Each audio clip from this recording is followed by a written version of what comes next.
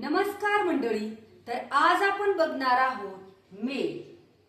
मे वाक्यात कसा वापरला जातो, मेचा अर्थ काय होतो आणि मे वापरल्यानंतर वाक्याला वेगवेगळे अर्थ कसे येतात आणि मे काय आहे ते आज आपण बघणार आहोत.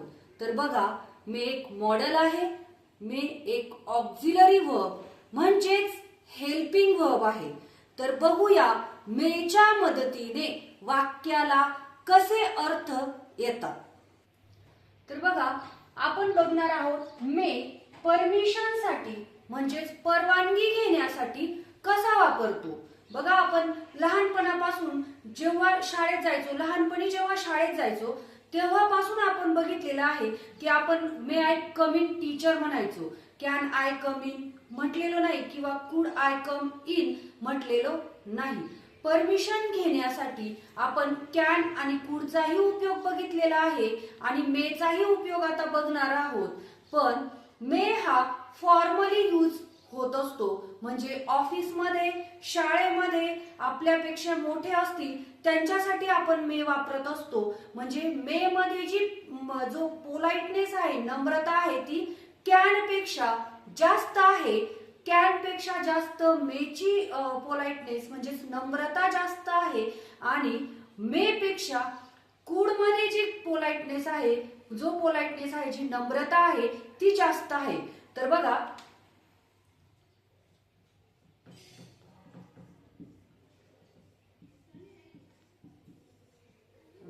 मे आपण परमिशन साठी वापरतो, कॅन पण आपण परमिशन साठी वापरतो आणि कुड पण आपण परमिशन साठी वापरतो.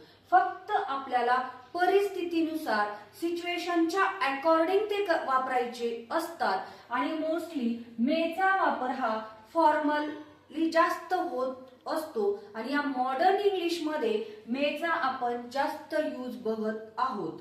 आणि कॅन आपल्यापेक्षा लहान असतील, आपले फ्रेंड्स असतील, म्हणजे इनफॉर्मली आपण कॅनचा यूज करू शकतो. आणि कुड मोर पोलाइटनेस, या दोघांपेक्षाही पोलाइटनेस हा कुड दाखवत असतो, पण या दोघांपेक्षाही जास्त यूज हा मेचा होत असतो. तर आपण आता मे परमिशन घेण्यासाठी कसा वापरला जातो एक्झाम्पल द्वारे बघणार आहोत.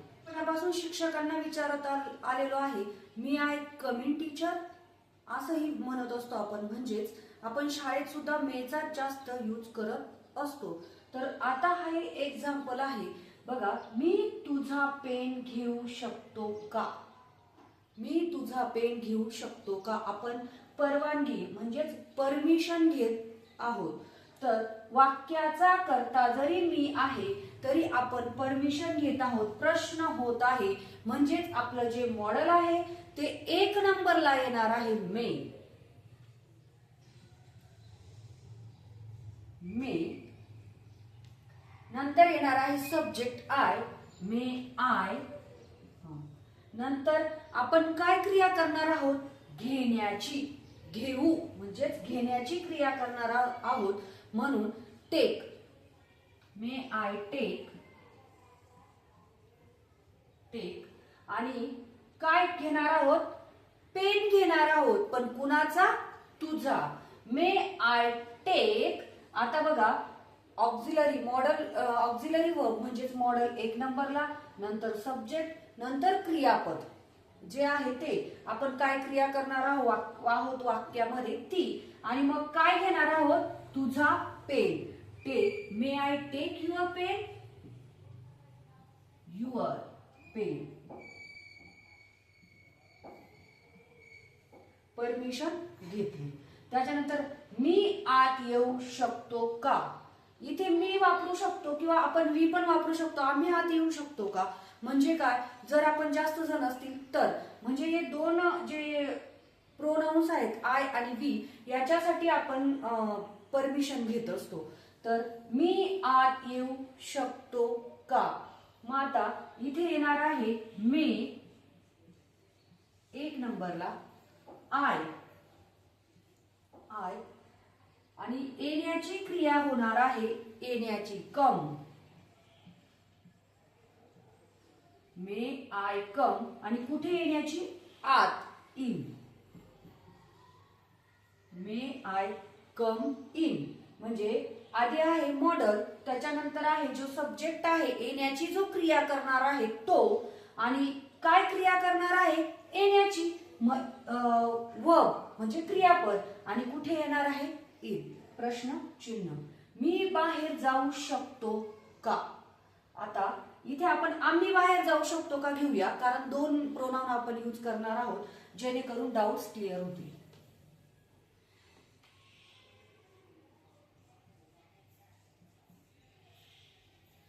आम्ही बाहेर जाऊ शकतो का.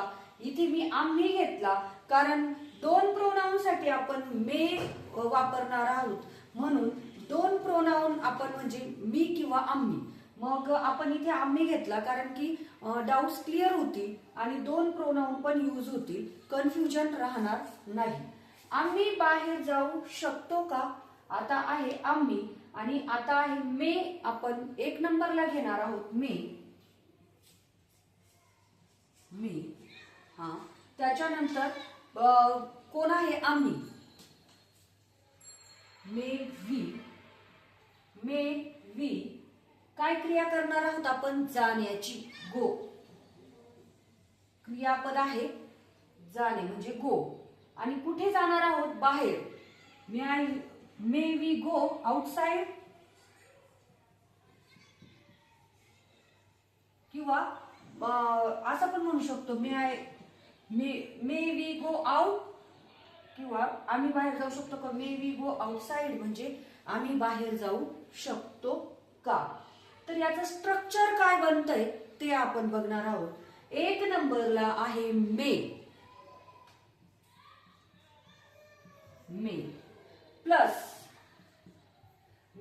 प्लस आहे सब्जेक्ट प्लस क्रियापदाचं मूळ रूप म्हणजे वर्तमान काळामध्येच क्रियापद आहे म्हणजेच V1, आणि प्लस ऑब्जेक्ट उरलेलं वाक्य. May plus S subject plus verb plus object. आपण आधी वापरला परमिशन घेण्यासाठी. मेचा वापर आपण परमिशन घेण्यासाठी केला. आता आपण परमिशन देण्यासाठी वापर करू शकतो मेचा, म्हणजे करावाच लागतो. जर आपण परमिशन घेत आहोत तर द्यायची असते, त्यावेळेस आपण मेचा वापर करत असतो. तर तो कसा ते आपण एक्झाम्पलद्वारे बघणार आहोत. आपण प्रश्न केला, परमिशन घेतली, आता परमिशन देऊया. हो तू माझा पेन घेऊ शकतो. May I take your pen. ही मी परमिशन घेतली आधी. आता परमिशन देताना काय म्हणावं लागेल, हो किंवा नाही. परमिशन आहे असू शकते किंवा नसूही शकते. हो येस ऑर नो दोन्ही पण आपण यूज करू शकतो. हो तू माझा पेन घेऊ शकतो. मग आता परमिशन देताना वाक्याचं स्ट्रक्चर आपण बघणार आहोत कसं आहे आणि वाक्याची रचना. तर बघूया. हो म्हणजेच एस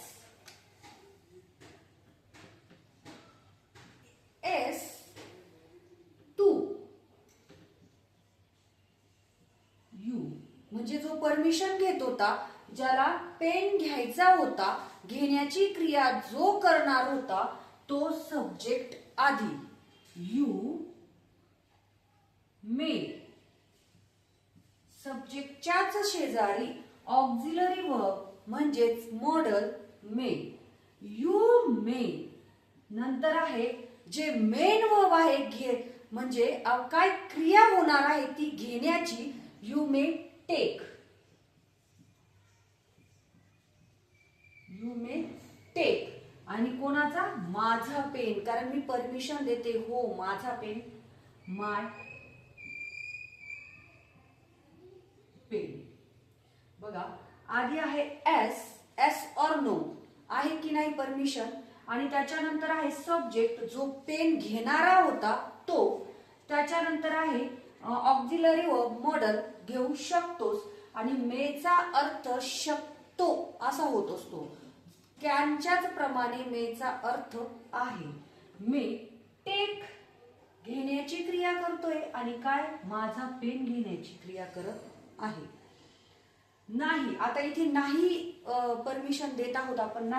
नाही घेत, नाही तो आत येऊ शकत, म्हणजे आपण परमिशन होच्याच याच्याने देतो किंवा हो म्हणूनच देतो असं नाही, तर आपण नाही पण म्हणू शकतो. तर म्हणून इथे नाही घेतलेला आहे.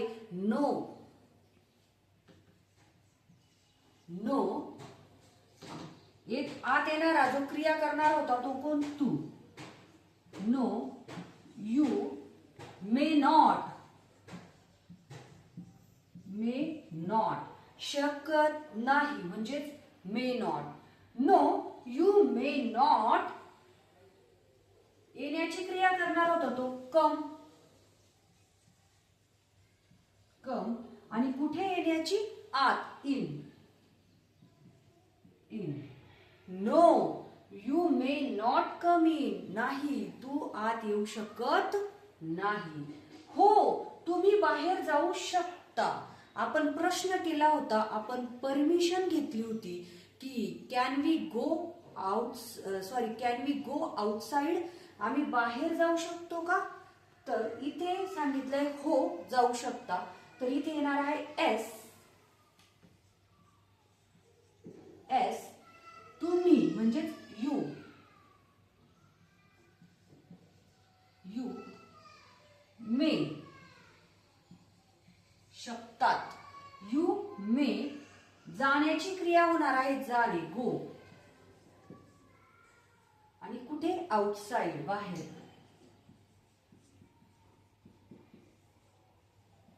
तर अशा प्रकारे आपण परमिशन घेत आहोत आणि दिली सुद्धा. तर त्याचं स्ट्रक्चर आपण बघूया काय आहे.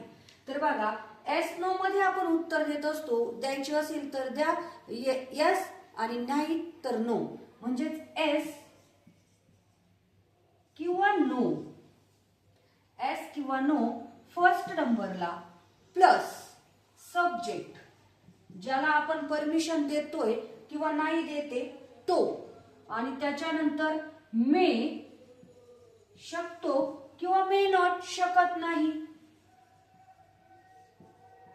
मे नॉट प्लस जे मेन वर्ब आहे, जाण्याची, येण्याची, काय खाण्याची काय क्रिया करणार आहे तो, ते मेन वर्ब V1 म्हणजेच मूळ रूपामध्ये, आणि नंतर प्लस ऑब्जेक्ट, म्हणजे जर उरलेलं पुढचं वाक्य असेल तर ते जॉईन करून द्यायचं. तर अशा प्रकारे आपण परमिशन सुद्धा दिली. तर आपण आता बघितलं की परमिशन घेण्यासाठी मेचा वापर कसा होतो, परमिशन देण्यासाठी म्हणजेच परवानगी देण्यासाठी मेचा वापर कसा होतो. तर आता आपण बघणार आहोत की पॉसिबिलिटी म्हणजे शक्यता वर्तवण्यासाठी, मग ती वर्तमान काळातील असो की भविष्य काळातील असो, त्यासाठी आपण मेचा वापर कसा करतो. तर बघा, आपण म्हणतो की आज पाऊस येऊ शकतो किंवा कदाचित आज पाऊस येणार, असं म्हणतो. कदाचित, शक्यतो आज पाऊस येणार. आपण मराठीतून असं म्हणतो की शक्यता वर्तवतो, त्यावेळेस मेचा वापर होत असतो. आज पाऊस येणार किंवा मग आज ते येणार, आज भाऊ येणार, आज पाहुणे येणार, असं आपण म्हणतो की कदाचित आज पाहुणे येतील किंवा शक्यतो आज पाहुणे येतील किंवा पाहुणे येऊ शकतात. म्हणजे हे भविष्य काळातलं आहे, परंतु मेचा तिथे वापर होत असतो. तर तो कसा ते बघूया. आम्ही आज बाजारात जाऊ शकतो असं म्हणतो आपण, किंवा शकतो, शक्यता वर्तवलेली आहे की जाऊ शकतो. आणि असंही म्हणू शकतो, कदाचित आम्ही आज बाजारात जाऊ किंवा शक्यतो आम्ही आज बाजारात जाऊ, असंही आपण शक्यता मराठीतून वर्तवत असतो. तर इंग्लिश मध्ये बघूया कसं आपण शक्यता वर्तमान काळातील किंवा भविष्य काळातील मेच्या साहाय्याने वर्तवणार आहोत. तर बघा, आम्ही आज बाजारात जाऊ शकतो. बाजारात जाणारा जो कर्ता आहे, बाजारात जाणारा जो सब्जेक्ट आहे तो आहे आम्ही. मग आधी आहे आम्ही म्हणजेच वी. नंतर आहे मे. मे आणि काय करणार आहोत जाण्याची क्रिया जाणे म्हणजेच गो. वी मे गो. जाण्याची क्रिया करत आहोत. पण कुठे जाण्याची क्रिया करत आहोत? बाजारात. We may go to the market.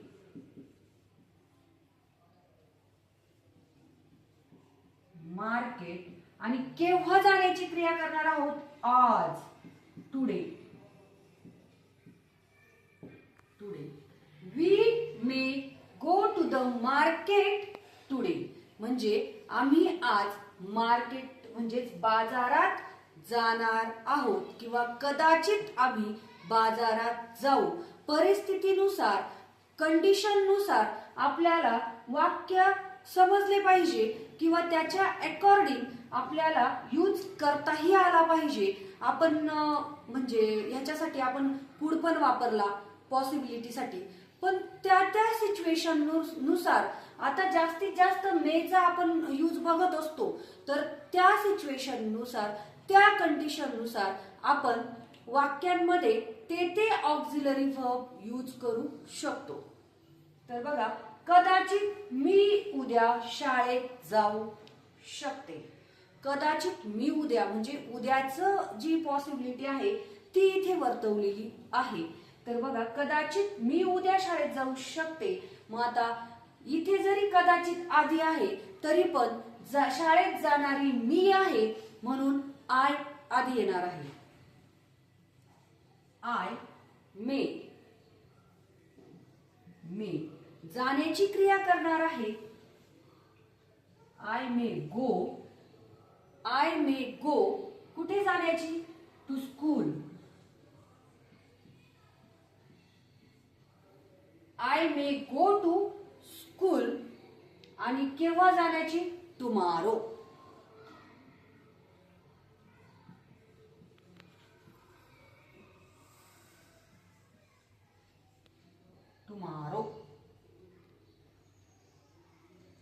I may go to school tomorrow. कदाचित मी उद्या शाळेत जाऊ शकते किंवा कदाचित मी उद्या शाळेत जाईन असंही आहे. म्हणजे इथे शक्यता वर्तवलेली आहे. तर आपण त्याचं स्ट्रक्चर बघणार आहोत काय आहे. तर बघा, इथे आहे सब्जेक्ट 1 नंबरला प्लस मे प्लस क्रियापदाचं मूळ रूप V1 प्लस ऑब्जेक्ट. हे आहे वाक्याचं स्ट्रक्चर. आता इथे समजलंच असेल की जाण्याची क्रिया केली आपण, त्याच्यानंतर कुठे जाणार आहोत ते आणि केव्हा जाणार आहोत ते नंतर. म्हणजे वाक्याची रचना कळालीच असेल. आपण शक्यता वर्तवली तर मेच्या साह्याने. आता मे बीच्या साह्याने आपण शक्यता वर्तवणार आहोत. परंतु त्यातील डिफरन्स काय आहे, त्यातील फरक काय आहे ते आधी बघूया. तर आपण शक्यता काय वर्तवली की तो बाजारात जाऊ शकतो किंवा मी बाजारात जाऊ शकते. कदाचित मी बाजारात जाईल. म्हणजे जाण्याची, येण्याची म्हणजे क्रिया करण्याची आपण शक्यता वर्तवली. तर आता मे बीच्या साह्याने इथे जी शक्यता आपण वर्तवणार आहोत, इथे वाक्यात क्रिया होत नाहीये. तर मे बी असू शकतो, तो कुठेतरी असू शकतो किंवा तो कोणीतरी असू शकतो. म्हणजे आपण म्हणतो ना की तो कोण असेल असे आपण म्हणू शकतो. किंवा तो डॉक्टर असेल किंवा तो कदाचित डॉक्टर आहे. तो शक्यतो डॉक्टर आहे किंवा तो डॉक्टर असू शकतो. म्हणजेच काय, तो कोण आहे हे मे बीच्या साह्याने आपण शक्यता वर्तवू शकतो किंवा तो कुठे आहे या मे बीच्या साह्याने आपण शक्यता वर्तवू शकतो. म्हणजे कर्ता कोण आहे किंवा कुठे आहे ही शक्यता वर्तवण्यासाठी मे बी यूज करत असतात. आणि जेव्हा तो कर्ता फ्युचरमध्ये किंवा प्रेझेंटमध्ये जी क्रिया करणार आहे तेव्हा फक्त मेच वापरावा लागतो. ते कसं ते बघूया. तो घरी असू शकतो. असण्याचं सांगितलेलं आहे, तो क्रिया करत नाहीये, फक्त असणं किंवा तिथे फक्त आपण शक्यता वर्तवतोय किंवा आपल्याला फक्त वाटतंय की तो असू शकतो. तर कदाचित असू शकतो तेही खात्रीशीर नाहीये, पण आपण मेचा वापर करत असतो. आणि आपण डेली यूज जेव्हा इंग्लिश करतो तेव्हा मे बी आपण जास्त प्रमाणामध्ये वापरत असतो. आपण कुडचा पण वापर बघितला, वुडचा पण वापर बघितला, पण त्याच्या कम्पेअर मध्ये मे बी आपण जास्त वापरत असतो. तर बघा, तो घरी असू शकतो. आता वाक्याचा कर्ता आहे तो, आणि हा जो कर्ता आहे तो कोणतीही क्रिया करत नाहीये, फक्त असण्याचा आपण आपण असण्याची शक्यता वर्तवतोय, म्हणून आपण मे बी यूज करतोय. आणि आधीच्या वाक्यांमध्ये कर्ता क्रिया करत होता आणि तिथे मे बी नव्हता. ही मे बी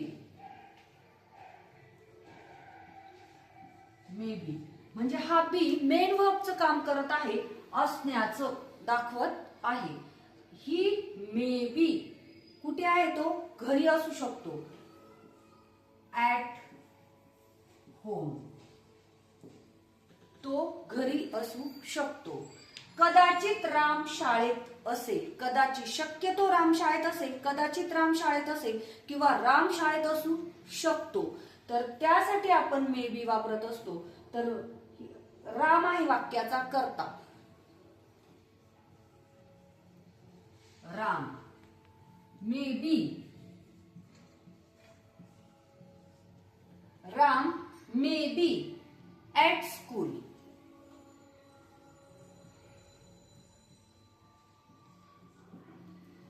राम शाळेत असू शकतो. तर असंही म्हणू शकतो, राम डॉक्टर, कदाचित राम डॉक्टर असेल किंवा राम डॉक्टर असू शकतो असंही आपण म्हणतो. म्हणजे तो कोण आहे, काय आहे, आता ते पण एक वाक्य आपण बघणार आहोत.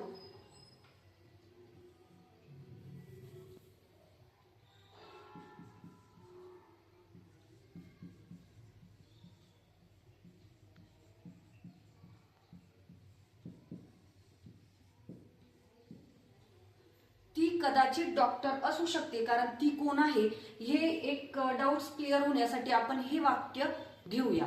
तर ती डॉक्टर असू शकते, शी मे बी असू शकतेला, she may be a doctor.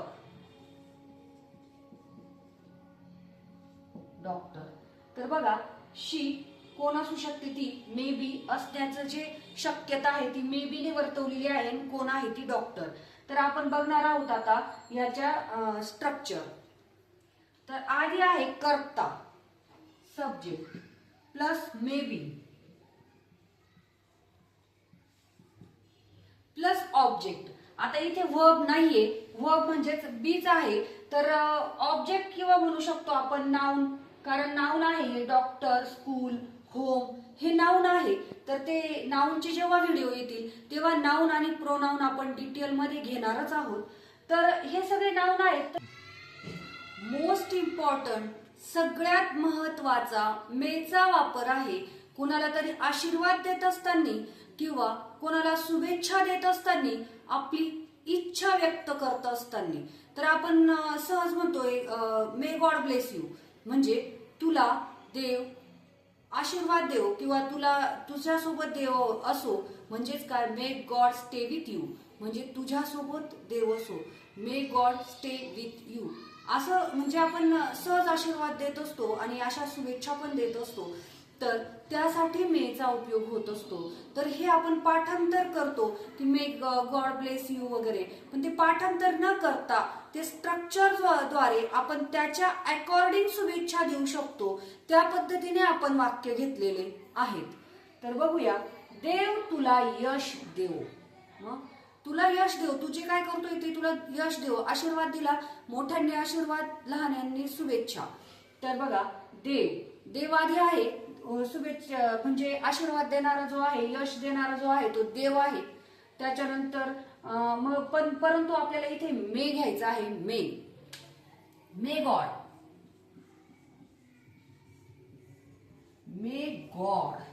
May God एक नंबरला, त्याच्यानंतर काय देणार आहे गॉड? मे गॉड काय करणार आहे क्रिया? देण्याची, गिव्ह. आणि कोणाला देण्याची करणार आहे क्रिया? तुला. मे गॉड गिव्ह यू, तुला देणार आहे.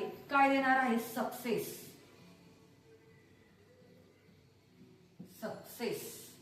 मे गॉड गिव्ह यू सक्सेस, देव तुला यश देवो. परमेश्वर तुला आनंद किंवा सुख देवो असं आपण म्हणत असतो. तर बघा, मे गॉड एक नंबरला, मे गॉड काय देणार आहे? गिव्ह, देण्याची क्रिया करणार आहे, क्रियापद. मे गॉड गिव्ह तुला, गिव्ह यू ज्याला देणार आहे तो, आणि काय? हॅपीनेस.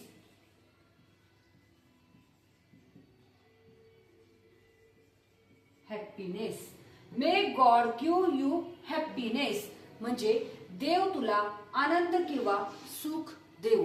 आपण ज्या म्हणजे परिस्थितीनुसार, सिच्युएशनच्या अकॉर्डिंग आशीर्वाद देत असतो, शुभेच्छा देत असतो किंवा इच्छा व्यक्त करत असतो.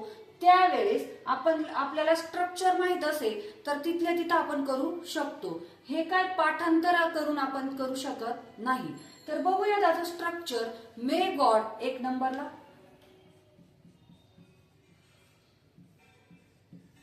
गॉड कुणी वापरतं किंवा नाही वापरत, मे यू सक्सेस असंही म्हणू शकतात. मे गॉड प्लस क्रियापद आहे देण्याचं, V1 क्रियापद, प्लस कोणाला देणार आहे किंवा काय, म्हणजे यू किंवा ही पण म्हणू शकतो त्याला. तर काय देणार आहे ते. मग आता ऑब्जेक्ट इथे आहे, ऑब्जेक्ट काय देणार आहे किंवा कोणाला देणार आहे ते. मे गॉड प्लस क्रियापद देण्याची क्रिया करणार आहे, त्याच्यानंतर ऑब्जेक्ट.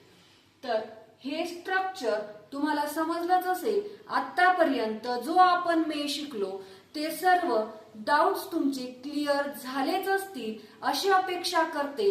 तर असेच नवनवीन व्हिडिओ बघण्यासाठी व्हिडिओला लाईक करा, शेअर करा आणि चॅनलला सबस्क्राईब करा.